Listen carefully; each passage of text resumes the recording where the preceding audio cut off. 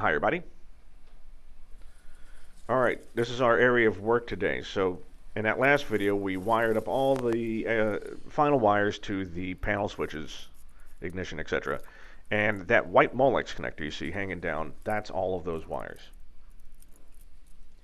And then you can see to the right the bundle coming out of the ECU. Right, there's a little black box, contains some inline fuses, and you can see some blue terminal connectors. Thing about this system is that like all the wires are slightly different, right? So like the power wires have a different connector, the data lines have the blue blade connectors, etc., which is fine. But you know, I'm a simpleton, so we're just going to take all of those, snip them all the same length, strip them, and crimp molex on, and make the giant molex connector. So much easier.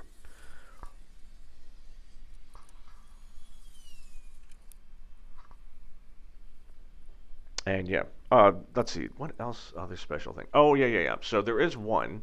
So one thing I'm modifying here, so there's 3 power lines that come out. There's 2, one for each coil pack and one for the fuel injectors.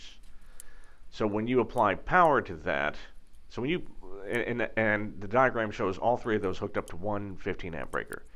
So you'll have an ECU breaker, or FlyEFII breaker, just for the coil packs and the injectors,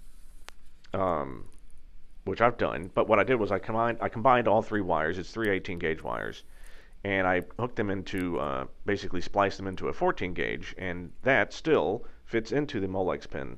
So I'm using that, and then we are going to run a 14 gauge red wire over to the circuit breaker panel. But here's the nice thing about this. I know it's just more wiring, and it really sucks, but I think there's only like 3 or 4 wiring videos left. Seriously. Of course, I say that, it's probably like 8.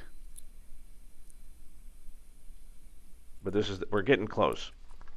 Alright, so while you're watching me do that, Q&A, MSR asks, have you ever considered securing the top skin between the firewall and panel with screws or Zeus fasteners rather than riveting? Excellent question. I have. I thought about that first.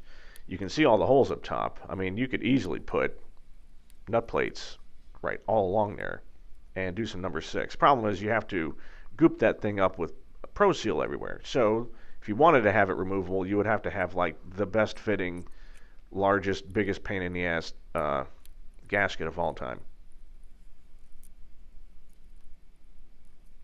But you know what, even with that, it might be worth it. Considering how much weight I've lost up front with the prop and the batteries and lightweight alternator. I should have just got a heavier alternator. You know, no mags. You know, I need every ounce I can get.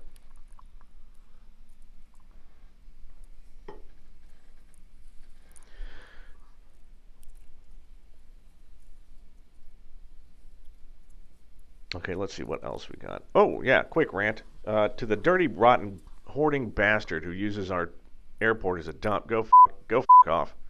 Here's a picture of what I see basically every time I come into the airport. Look at that. Look, if those are good skis, just put up a flyer. Don't. I hate trashy people. Trashy, if you contain your trashiness to yourself, that's great.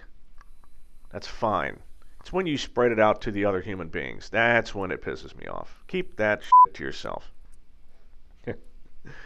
Alright, in the next video, we're going to just continue working this wire right here. Thank you for joining me, everyone. Have a happy Thursday. See you soon.